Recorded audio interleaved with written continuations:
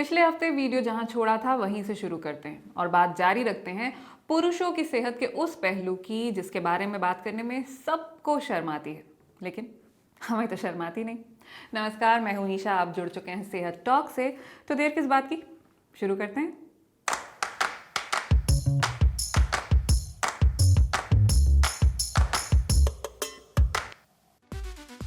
Genitals या गुप्तांगों का काम है शुक्राणु बनाना ताकि आप बच्चे पैदा कर सकें, और ये बनते हैं टेस्टिकल्स में।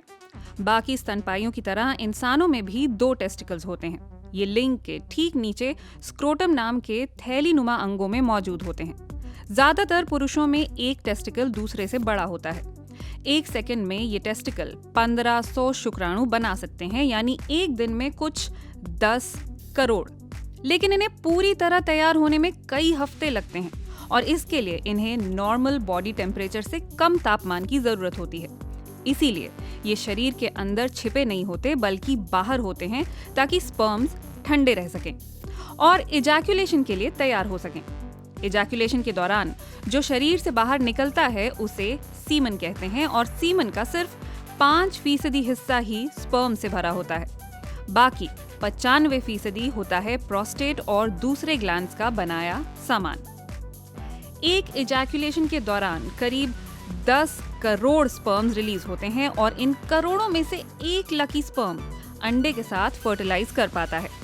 सीमन का काम होता है इन स्पर्म्स को सुरक्षित रखना। सीमन का 2/3 हिस्सा आता है सेमिनल वेसिकल्स नाम के ग्लैंड से, जो कि ब्लैडर के ही पास स्थित होते हैं। इनका काम ही है ऐसा फ्लूइड बनाना जो शुक्राणुओं को आराम से शरीर से बाहर ले जा सके। इनके बिना शुक्राणु कभी अंडाणु तक पहुंच ही नहीं पाएंगे। साथ में हार्मोन्स भी होते हैं जो सुनिश्चित करते हैं कि महिला का शरीर कहीं शुक्राणुओं को बैक्टीरिया या वायरस समझकर उन पर हमला न कर दे। फिर कुछ 25% सीमन आता है प्रोस्टेट से। ये इस बात का ध्यान रखता है कि शुक्राणुओं का डीएनए सेफ रहे। सीमन का बस 2 से 5% हिस्सा ही स्पर्म्स का होता है, और दिलचस्प बात यह है कि इनकी कोशिकाओं में सिर्फ आधा ही जेनेटिक मटेरियल होता है। फर्ज कीजिए कि स्पर्म भी पूरा जेनेटिक मटेरियल ले आए और एग भी, तो बच्चों में तो डबल मटेरियल हो जाएगा ना। लेकिन क्योंकि दोनों में आधा आधा होता है तो जुड़कर एक हो जाता है। वैसे स्पर्म्स की सबसे दिलचस्प चीज होती है उसकी पूंछ, जिसे फ्लैजिलम कहा जाता है।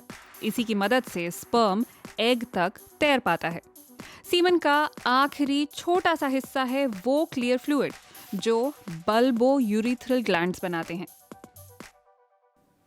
काफी भारी नाम है ना, बल्बो यूरिथ्रल ग्लैंड। लेकिन होता है सिर्फ मटर के दाने जितना है। ये जो क्लियर फ्लूइड बनाता है वो होता है प्री इजैक्यूलेट, और ये बहुत ज़रूरी काम करता है। सबसे पहले तो ये यूरेथ्रा में अगर यूरिन के कारण थोड़ी भी एसिडिटी बची हो तो ये उस एसिडिटी को न्यूट्रलाइज कर देता है, ताकि स्पर्म को किसी भी तरह का नुकसान ना हो। दूसरा, ये फीमेल रिप्रोडक्टिव ट्रैक्ट में जाकर वहाँ का माहौल ठीक करता है, ताकि स्पर्म्स जब जाएं तो उनका स्वागत अच्छे से किया जा सके। और अंदर जाने के बाद प्रेगनेंसी किस तरह से एस्टैब्लिश होती है वो तो आप पुराने वीडियो से बहुत अच्छी तरह से जानते ही हैं।